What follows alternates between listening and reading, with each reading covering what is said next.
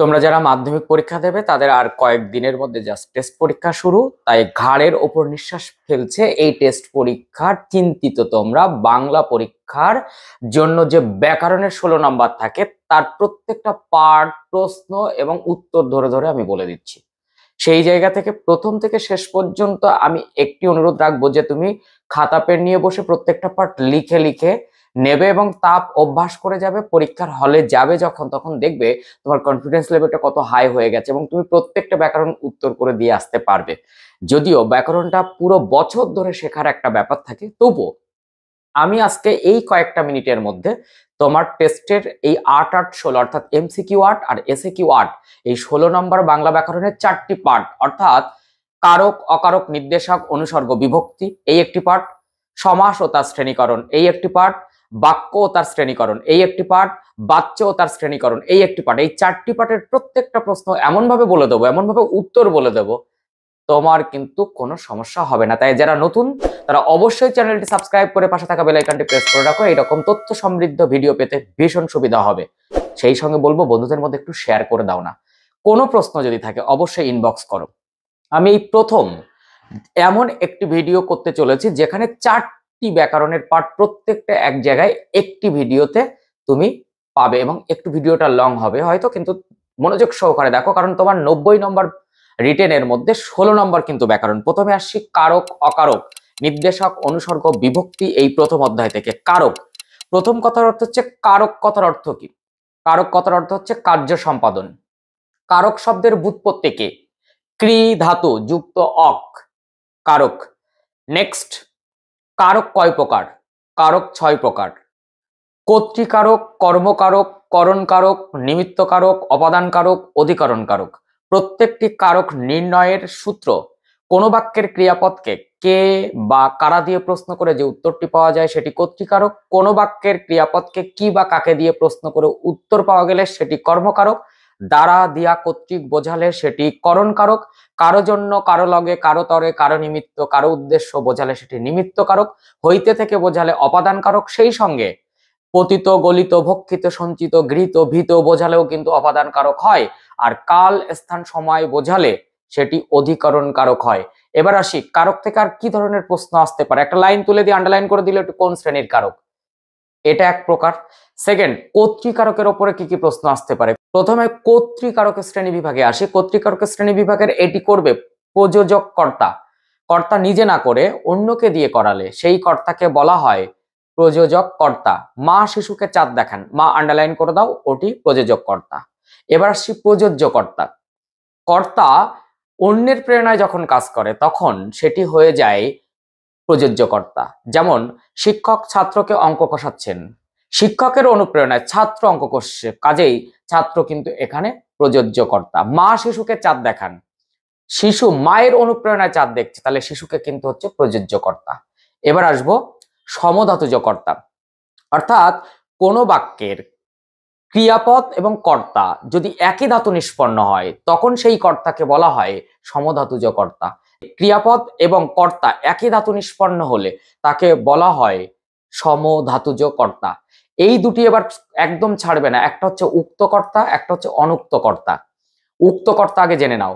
কর্তৃবাচ্যের কর্তাকে উক্ত কর্তা বলে, আর ভাববাচ্য আর কর্মবাচ্যের কর্তাকে বলা হয় অনুক্ত কর্তা। তার একটা করে উদাহরণ তোমরা করে নেবে। এরপরে আসছি অবশ্যই কর্তৃকারকের সাধন কর্তা। কর্তা যখন যন্ত্ররূপী হয়, অর্থাৎ যন্ত্র, বাক্যটা নিয়ে কর্তা মনে করবে, কর্তাটা দেখবে যন্ত্র, এ বাবা এ তো কর্তা নয়, এ তো যন্ত্র, কিন্তু সে বাক্যে কর্তার ভূমিকা পালন করছে। তাই কর্তা যখন যন্ত্ররূপী হয় তখন যন্ত্রাত্মক কর্তা বা উপায়াত্মক কর্তা কিংবা উপকরণ কর্তা কিংবা সাধন কর্তা বলা হয়। যেমন ঢেকি স্বর্গে গেলেও ধান ভাঙে, ঢেকি, ঢেকি কি? যন্ত্র। ঢেকি কি এই বাক্যে? কর্তা, কাজেই এটিকে সাধন কর্তা বলে। এবার আসি নিরপেক্ষ কর্তা। এমন একটি বাক্য নিয়ে আসতে হবে সেই বাক্যে দুটি কর্তা থাকবে এবং দুটি কর্তার একটা সমাপিকা একটা অসমাপিকা ক্রিয়া থাকবে। অসমাপিকা ক্রিয়ার যে কর্তা তাকে বলা হয় নিরপেক্ষ কর্তা। যেমন সূর্য উঠলে অন্ধকার দূরীভূত হবে, এখানে অসমাপিকা ক্রিয়াকে উঠলে, তার কর্তাকে সূর্য, কাজে সূর্য হচ্ছে নিরপেক্ষ কর্তা। ক্লিয়ার? এবার আসবো ব্যতিহার কর্তা। একাধিক কর্তা কিন্তু কাজ একটা, অর্থাৎ একাধিক কর্তা একই কাজ করলে সেই কর্তাগুলোকে কি বলা হয়? ব্যতিহার কর্তা। রাজায় রাজায় যুদ্ধ হয়, রাজায় রাজায় কাজ একটা যুদ্ধ করা, কাজে রাজায় রাজায় ব্যতিহার কর্তা। এবার আসবো কর্মকারক। কর্মকারকে তুমি এইগুলো ছাড়বে না। মুখ্য কর্ম কাকে বলে, গৌণ কর্ম কাকে বলে, উদ্দেশ্য কর্ম কাকে বলে, বিধেয় কর্ম কাকে বলে, সেখানে সমধাতুজ কর্ম কি, অক্ষুণ্ণ কর্ম কাকে বলে, কর্মে বিপ্সা কি, এগুলো একদম ছাড়বে না। আমি এক এক করে এবার উত্তর বলবো। দ্বিকর্ম ক্রিয়ার অপ্রাণীবাচক কর্মটিকে মুখ্য কর্ম আর প্রাণীবাচক কর্মটিকে গৌণ কর্ম বলে। অ্যাকচুয়ালি তুমি কি বা কাকে দিয়ে প্রশ্ন করে তো উত্তর পাও, কি দিয়ে প্রশ্ন করে যে উত্তরটা পাওয়া যায় সেটি হচ্ছে মুখ্য কর্ম, আর কাকে দিয়ে প্রশ্ন করে যে উত্তরটি পাওয়া যায় তাকে বলা হয় গৌণ কর্ম। কি দিয়ে প্রশ্ন করে যে উত্তর পাবে সেটি মুখ্য কর্ম, তার বৈশিষ্ট্য কি? সে অপ্রাণীবাচক হবে আর শূন্য বিভক্তিযুক্ত হবে। অন্যদিকে কাকে দিয়ে প্রশ্ন করে যে উত্তরটি পাবে সেটি হবে গৌণ কর্ম, সেটি কিন্তু প্রাণীবাচক এবং বিভক্তি সর্বদা কে হবে। কাজেই মা শিশুকে চাঁদ দেখান, কি দেখান? কি দিয়ে প্রশ্ন করে? মুখ্য কর্ম, তাহলে চাঁদ হচ্ছে মুখ্য কর্ম, দেখো অপ্রাণীবাচক। আর কাকে চাঁদ দেখান? শিশুকে, শিশুকে দেখো কে বিভক্তিযুক্ত এবং প্রাণীবাচক, কাজে এটি গৌণ কর্ম। তোমার এখানে প্রশ্ন হতে পারে মুখ্য কর্ম ও গৌণ কর্মের মধ্যে পার্থক্য কি? তুমি লিখবে মুখ্য কর্ম অপ্রাণীবাচক, গৌণ কর্ম প্রাণীবাচক। মুখ্য কর্ম শূন্য বিভক্তিযুক্ত, গৌণ কর্ম কে বিভক্তিযুক্ত। ক্লিয়ার? এবার আসছি সমধাতুজ কর্ম। ক্রিয়াপদ এবং কর্ম একই ধাতু নিষ্পন্ন হলে তাকে বলা হয় সমধাতুজ কর্ম। মাথায় রাখো, সমধাতুজ কর্তা, সমধাতুজ কর্ম, সমধাতুজ করণ, এই তিনটি তোমাকে শিখতে হবে। আমি কর্তা বলে দিয়েছি, কর্ম বলে দিয়েছি, করণটাও একেবারে এখানে বলে দিই। ক্রিয়াপদ এবং করণ একই ধাতু নিষ্পন্ন হলে তাকে বলা হয় সমধাতুজ। ক্রিয়াপদ এবং কর্ম একই ধাতু নিষ্পন্ন হলে তাকে বলা হয় সমধাতুজ কর্ম। ক্রিয়াপদ এবং কর্তা একই ধাতু নিষ্পন্ন হলে তাকে বলা হয় সমধাতুজ কর্তা। ক্লিয়ার হয়েছে? এবার আসি অক্ষুণ্ণ কর্ম। বাচ্য পরিবর্তন করার পর বা বাচ্চান্তর করার পরেও যদি কর্ম অপরিবর্তিত থাকে তখন তাকে বলা হয় অক্ষুণ্ণ কর্ম। অর্থাৎ তুমি বাচ্য পরিবর্তন করার পরেও দেখবে যে কর্মের কোনো পরিবর্তন হয়নি, তাকে আমরা কি বলবো? অক্ষুণ্ণ কর্ম। কর্মে বিপ্সা কি? একই কর্ম বারবার এলে তাকে বলা হয় বিপ্সা। বিপ্সা কথার অর্থ হচ্ছে পুনরাবৃত্তি। এখন যা যা বলছি করো, দেখো যা যা দুবার এসছে, অর্থাৎ পুনরাবৃত্তি ঘটেছে। পুনরাবৃত্তি ঘটলেই তখন তাকে বিপ্সা বলে। সেটা করণের ক্ষেত্রে হয় করণে বিপ্সা, কর্মের ক্ষেত্রে হয় কর্ম বিপ্সা। সেক্ষেত্রে কর্মের বিপ্সায় কর্মকারক হতে হবে, করণের বিপ্সায় করণকারক হতে হবে। যেমন পুষ্পে পুষ্পে ভরা শাখা, দেখো পুষ্পে পুষ্পের দ্বারা, তাহলে পুষ্পে পুষ্পে কি? করণে বিপ্সা। ক্লিয়ার? এবার আসবো করণকারক। করণকারক কিভাবে চেনো তুমি? দ্বারা দিয়া কর্তৃক বোঝালে সেটি করণকারক হয়।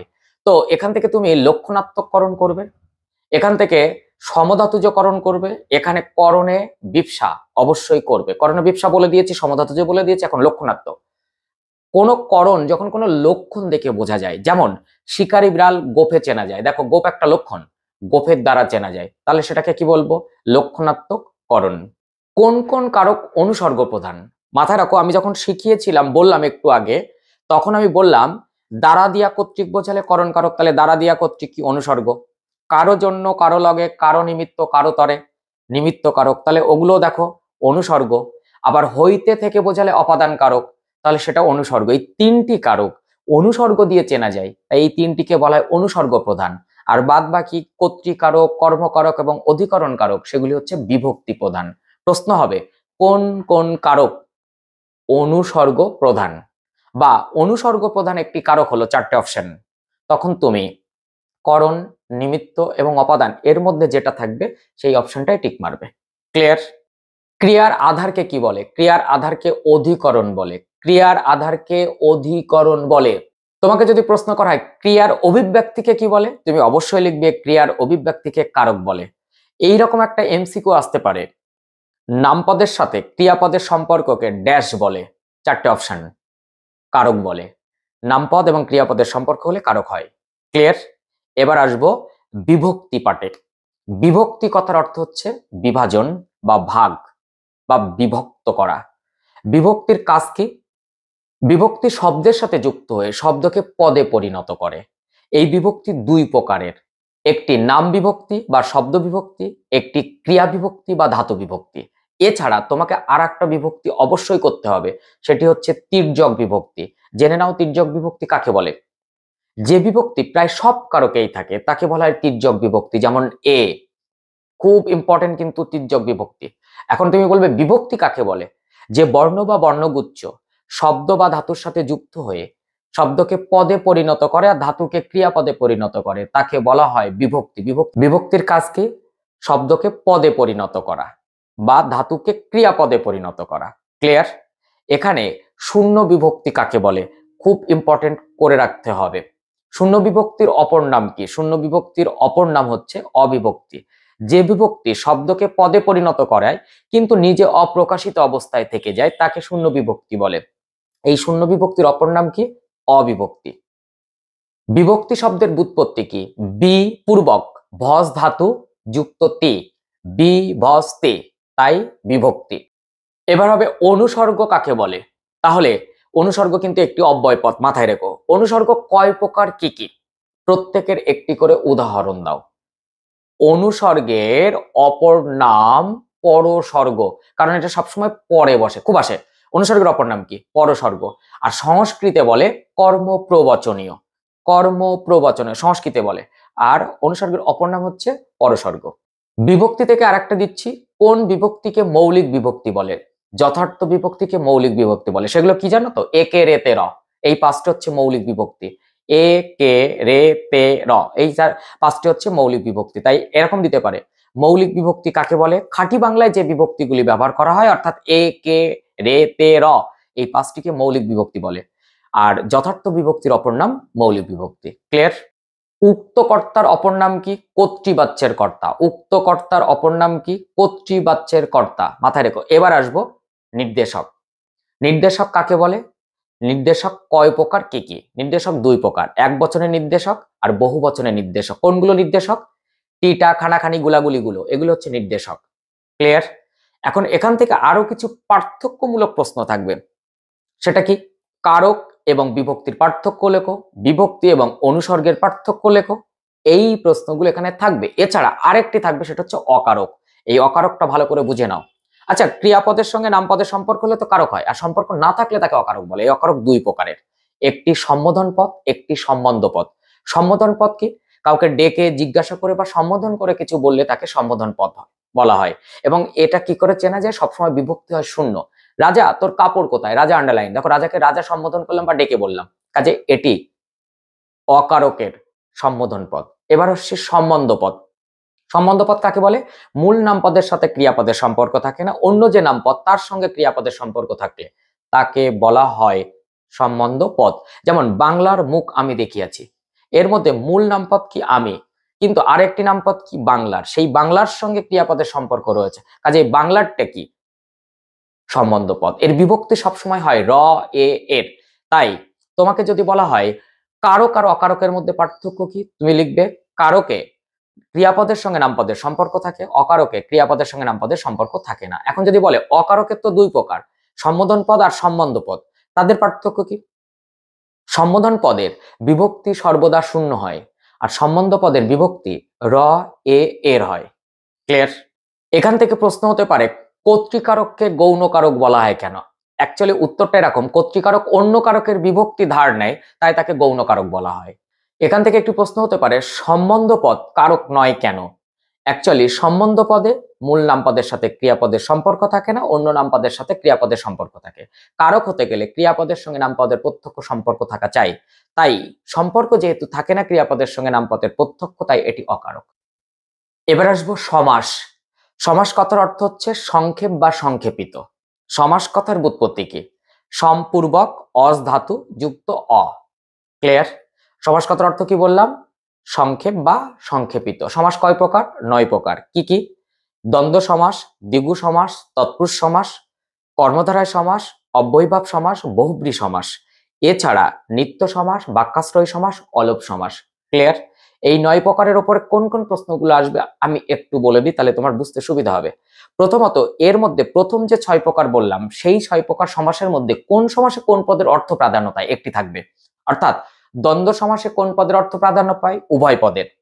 বহুব্রী সমাসের কোন পদের অর্থ প্রাধান্য পায়? অন্য পদ বা তৃতীয় পদের। এরকম করে দেবে পূর্ব পদের অর্থ প্রাধান্য পায় কোন সমাসে? 4টি অপশন। আবার দিতে পারে পরপদের অর্থ প্রাধান্য পায় কোন সমাসে? 4টে অপশন। এইভাবে তুমি একটা ছক কেটে নিয়ে কোন কোন সমাসে কোন কোন পদের অর্থ প্রাধান্য পায় সেটা সুন্দর করে আগে করে নেবে। এবার আসি প্রথমে দ্বন্দ্ব। এই দ্বন্দ্ব সমাস করতে গেলে তার আগে সমাসের ওপর থেকে কিছু প্রশ্ন আসতে পারে, সেটা আগে বলে দিই। পূর্বপদ কাকে বলে, পরপদ কাকে বলে, ব্যাসবাক্য কাকে বলে, ব্যাসবাক্যের অপর নাম কি? এবং এই প্রশ্নগুলো তুমি যদি জানতে চাও তাহলে আমি সমাসের সিরিজ দিয়েছি, এখানে দেখবে তুমি প্লে লিস্টে চলে যাবে, গিয়ে ব্যাকরণ আছে, সেই ব্যাকরণের সমাসের যে 9 প্রকার তার সিরিজ দিয়ে দিয়েছি 1 2 3 পর্ব করে করে। দ্বন্দ্ব সমাস, দ্বিগু সমাস, প্রত্যেকে সমাস না শিখতে পারলে ওই সিরিজটা দেখে নেবে 1 2 3 4 করে, প্রত্যেকটা সমাস কোনো রকম তার প্রবলেমস হবে না। আমি শুধুমাত্র সমাসের প্রশ্নগুলো বলে দিচ্ছি, যেগুলো যেগুলো রানিং উত্তর বলা যায় সেগুলো বলে দিচ্ছি। তাহলে পূর্বপদ কাকে বলে, পরপদ কাকে বলে, সমসমান পদ কাকে বলে, সমসমান সহায়ক পদ কাকে বলে, ব্যাসবাক্যের অপর নাম কি? এবার আসবো দ্বন্দ্ব সমাস। দ্বন্দ্ব কথার অর্থ কি? দ্বন্দ্ব সমাসে কোন পদের অর্থ প্রাধান্য পায়? এখান থেকে সংজ্ঞামূলক করবে। একশেষ দ্বন্দ্ব কাকে বলে, বহুপদী দ্বন্দ্ব কাকে বলে, আর অলপ দ্বন্দ্ব কাকে বলে। এরপর যাব দ্বিগু সমাস। দ্বিগু কথার অর্থ কি? দ্বিগু সমাসে কোন পদের অর্থ প্রাধান্য পায়? দ্বিগু সমাস কয় প্রকার, এবং এখান থেকে সমাহার দ্বিগু কাকে বলে, তদ্ধিতান্তক দ্বিগু কাকে বলে। এছাড়া সমাসের এই 2 প্রকার থেকে আর কোনো প্রশ্ন করার প্রয়োজন হবে না, কিন্তু কিছু ব্যাসবাক্য সহ সমাস তোমাকে করতে হবে। এবার আসে তৎপুরুষ। তৎপুরুষ সমাস কাকে বলে? যে সমাসে পূর্বপদের বিভক্তি বা অনুসর্গ লোপ পেয়ে পরপদের অর্থ প্রধানভাবে প্রতীয়মান হয় তাকে তৎপুরুষ সমাস বলে। এই তৎপুরুষ সমাসে তাহলে কোন পদের অর্থ প্রাধান্য পায়? পরপদের। তৎপুরুষ কথার অর্থ কি? তার পুরুষ। এই তৎপুরুষের শ্রেণীকরণের মধ্যে সংজ্ঞামূলক হিসাবে করে রাখবে যেগুলো। উপপদ তৎপুরুষ কাকে বলে, সেখানে আবার উপপদ কাকে বলে, কৃদন্ত পদ কাকে বলে, এটা কিন্তু মাথায় রাখবে। উপপদ এবং কৃদন্ত পদের মিলনে হয় কিন্তু উপপদ তৎপুরুষ সমাস। এখান থেকে করবে ব্যাপ্তি তৎপুরুষ সমাস কাকে বলে, এখান থেকে করবে উপসর্গ তৎপুরুষ কাকে বলে। এগুলো সংজ্ঞামূলক করতেই তোমার হবেই। তাছাড়া না তৎপুরুষ সমাসটা একটু ভালো করে জেনে যাবে, কারণ যখন বহুব্রী সমাস করা হবে তখন না তৎপুরুষ আর না বহুব্রী সমাসের পার্থক্য করতে হবে। এবার আসছি কর্মধারায়। কর্মধারায় কথার অর্থ কি? কর্মধারা সমাসে কোন পদের অর্থ প্রাধান্য পায়? সেখানে কর্মধারায়ের যে 5 প্রকার শ্রেণীকরণ আছে সুন্দর করে তোমাকে জানতে হবে। তুমি বারবার করে বলছি প্লে লিস্টে চলে যাও, ব্যাকরণের প্রত্যেকটা সিরিজ দেওয়া আছে, তার মধ্যে সমাসের কর্মধারা সমাসটা তুমি দেখে নাও। কর্মধারায় সমাসের তুমি এইগুলো অবশ্যই জানবে। উপপদ ও উপমিত কর্মধারা সমাসের পার্থক্য কি? রূপক কর্মধারা সমাস কাকে বলে? উদাহরণ দাও। এখানে কিন্তু রূপক কর্মধারা সমাস প্রায় বছর আসে। ক্লিয়ার? যে সমাসের পূর্বপদ উপমিত এবং পরপদ উপমান এবং তাদের মধ্যে অভেদ রূপ কল্পনা করা হয় তাকে রূপক কর্মধারায় সমাস বলা হয়, যেমন মন মাঝি, মন রূপ মাঝি। ক্লিয়ার? এছাড়া এখান থেকে মধ্যপদলোপী কর্মধারায় সমাস, সাধারণ কর্মধারায় সমাস করলেই কর্মধারায় সমাস কমপ্লিট হবে। এরপর অবশ্যই বহুব্রী সমাস। বহুব্রী কথার অর্থ কি? বহুব্রী মানে বহুব্রী শব্দের অর্থ কি? বহুব্রী সমাসে কোন পদের অর্থ প্রাধান্য পায়? এখান থেকে তুমি করবে অবভিয়াসলি না বহুব্রী সমাস, মধ্যপদলোপী বহুব্রী সমাস, ব্যতিহার বহুব্রী সমাস, সহার্থক বহুব্রী সমাস, ছাড়বে না কিন্তু। এখান থেকে তোমাকে হঠাৎ করে দিল সবিনয়, ব্যাসবাক্য সহ সমাসের নাম লেখো, বিনয়ের সহিত বর্তমান, সহার্থক বহুব্রী। তাহলে সহার্থক বহুব্রী সমাস কাকে বলে তোমাকে জানতে হবে। এরপর দিল হাতাহাতি, হাতে হাতে যে লড়াই, ব্যতিহার বহুব্রী, তাহলে তোমাকে জানতে হবে ব্যতিহার বহুব্রী সমাস কাকে বলে। এখান থেকে তোমাকে জানতে হবে ব্যাধিকরণ বহুব্রী কাকে বলে, সমানাধিকরণ বহুব্রী কাকে বলে। এইগুলো বহুব্রী থেকে ছাড়বে না। এরপর অব্যয়ীভাব। অব্যয়ীভাব সমাস কাকে বলে? অব্যয়ীভাব সমাস যখন করবে তখন উপসর্গগুলোর অর্থ একটু জেনে নেবে, এবং এই সমাসটা ক্ষেত্রে একটু হলে ওইগুলো একটু মুখস্থ করতে হবে, নাহলে অর্থগুলো মনে থাকবে না। এরপরে চলে যাচ্ছি 3 প্রকার সমাস। নিত্য সমাস সবার আগে। যে সমাসের নির্দিষ্ট কোনো ব্যাসবাক্য হয় না, শুধুমাত্র সমাসবদ্ধ পদের অর্থ বিশ্লেষণ করা হয় তাকে বলা হয় নিত্য সমাস। এই নিত্য সমাসের সংজ্ঞা কিন্তু আসবে আসবে আসবে, তাই 2-3টে উদাহরণ সহ নিত্য সমাসের সংজ্ঞা মুখস্থ করে রাখো। এরপর অলপ সমাস কাকে বলে? অলপ সমাসের শ্রেণী বিভাগ করে প্রত্যেকের একটি করে উদাহরণ করতে হবে। বাক্যাশ্রয় সমাস কাকে বলে? উদাহরণ দাও। ক্লিয়ার? এগুলো সমাসের ওপর থেকে রইল। এবার যাচ্ছি বাক্য ও তার শ্রেণীকরণ। প্রথমেই বাক্য নির্মাণের শর্ত সম্পর্কে তোমাকে জানতে হবে। সেটি হচ্ছে যোগ্যতা, আকাঙ্ক্ষা, আসক্তি। আসক্তির আর এক নাম হচ্ছে নৈকট্য। যোগ্যতা, আমি বললাম আকাশে পাখি ওড়ে, ঠিক, কিন্তু যদি বলি আকাশে গরু ওড়ে, তাহলে কি তার যোগ্যতা আছে? সেই বাক্যের কোনো ভিত্তি আছে? তাহলে আকাশে গরু ওড়ে বাক্যের কোন শর্ত লঙ্ঘিত হয়েছে? তুমি কি বলবে? যোগ্যতা। আকাঙ্ক্ষা, আমি বাড়ি গিয়ে থেমে গেলাম, তুমি আমার মুখের দিকে তাকিয়ে আছো, তারপরে কি হলো? আকাঙ্ক্ষা। কিন্তু পূর্ণ করতে গেলে কি করতে হবে? আমি বাড়ি গিয়ে ভাত খেলাম। ক্লিয়ার? আর নৈকট্য, আমি ব্যাগ, ছাতা, স্কুল যাব। দেখো বাক্যের সাজানো গোছানো হয়নি, কিন্তু আমি যদি বলি আমি ব্যাগে ছাতা নিয়ে স্কুলে যাব, দেখো সাজানো হয়েছে। কাজেই এটার নৈকট্য বলে বা আসক্তি বলে। তাহলে এই তিনটি বাক্যের, বাক্য নির্মাণের এই তিনটি শর্ত সম্পর্কে তোমাকে জানতে হবে: যোগ্যতা, আকাঙ্ক্ষা, আসক্তি। আসক্তির আরেক নাম কি? নৈকট্য। এরপর বাক্যের শ্রেণীকরণ, গঠনগত দিক থেকে 4 প্রকার। তুমি তো 3 প্রকার শিখবেই: সরল, জটিল, যৌগিক, তার সঙ্গে মিশ্র বাক্য, এই 4 প্রকার। এছাড়া অর্থগত দিক থেকে বিবৃতিমূলক বাক্য, তার আবার 2 প্রকার: ইতিবাচক, নেতিবাচক, যেটাকে তোমরা নির্দেশক বাক্য বলো। যে বাক্যের দ্বারা কোনো কিছু স্বীকার করা হয় তাকে ইতিবাচক বাক্য বলে, মানে নির্দেশক বাক্যের দ্বারা। যে নির্দেশক বাক্যের দ্বারা কোনো কিছু স্বীকার করা হয় তাকে বলে ইতিবাচক বাক্য। যে নির্দেশক বাক্যের দ্বারা কোনো কিছু অস্বীকার করা হয় তাকে বলে নেতিবাচক বাক্য। তাহলে ইতিবাচক আর নেতিবাচক মিলিয়ে কোন বাক্য? নির্দেশক বাক্য বা বিবৃতিমূলক বাক্য। যে বাক্যের দ্বারা কোনো কিছু স্বীকার বা অস্বীকার করা হয় তাকে বলা হয় নির্দেশক বাক্য। এছাড়া করবে এখানে অনুজ্ঞাসূচক বাক্য, প্রার্থনাসূচক বাক্য, প্রশ্নবোধক বাক্য, শর্ত সাপেক্ষ বাক্য, এই বাক্যগুলো করবে। বাক্যের ভেরিয়েশনটা খুব ভালো করে জানতে হবে, কারণ কোনো কোনো ক্ষেত্রে বাক্য পরিবর্তন দেয়। একটা বাক্য দিল, দিয়ে গ্রেটার দ্যান দিয়ে আরেকটা বাক্য দিল, কোন পরিবর্তন হয়েছে? অর্থাৎ সরল থেকে জটিলে যাওয়া গেছে, না জটিল থেকে সরলে আসা গেছে, না ইতিবাচক থেকে নেতিবাচকে গেছে, সেইটা তোমাকে জানতে হবে। এই পরিবর্তন করা শিখতে হবে। এর সঙ্গে এই বাক্য থেকে তোমাকে আর একটা পাঠ করতে হবে, কর্তাখণ্ড, ক্রিয়াখণ্ড। এই কর্তাখণ্ডের মধ্যে বিশেষণ পাঠটা একটু ভালো করে জানতে হবে। এখানে কিন্তু কোনো রকম কম্প্রোমাইজ নেই। এখান থেকে তোমাকে উদ্দেশ্য এবং বিধেয় সম্পর্কে জানতে হবে, তার সঙ্গে উদ্দেশ্য সম্প্রসারক, বিধেয় সম্প্রসারক সম্পর্কে জানতে হবে। আমি একটুখানি বলে দিই যে রবীন্দ্রনাথ গোরা রচনা করেন। রবীন্দ্রনাথ উদ্দেশ্য বাদবাকি বিধেয়, মানে সাবজেক্ট অ্যান্ড প্রেডিকেট। রবীন্দ্রনাথের আগে যদি রবীন্দ্রনাথকে বোঝাতে কিছু বিশেষণ ব্যবহার করি, বিশ্বকবি, বিশ্ববরেণ্য রবীন্দ্রনাথ, তাহলে ওই বিশ্বকবি, বিশ্ববরেণ্য হচ্ছে উদ্দেশ্য সম্প্রসারক। আমি বললাম একলব্য বনে গেলেন, তার আগে যদি আমি একলব্য যেহেতু উদ্দেশ্য, তার আগে কিছু বিশেষণ বসিয়ে দিই যে নিষাদ রাজার পুত্র একলব্য বনে গেলেন, তাহলে নিষাদ রাজার পুত্রটি কি? উদ্দেশ্য সম্প্রসারক। তাই উদ্দেশ্যকে মিন করতে উদ্দেশ্যের আগে যে ধরনের বিশেষণগুলো ব্যবহার করা হয় সেগুলোকে বলা হয় উদ্দেশ্য সম্প্রসারক বা উদ্দেশ্য প্রসারক।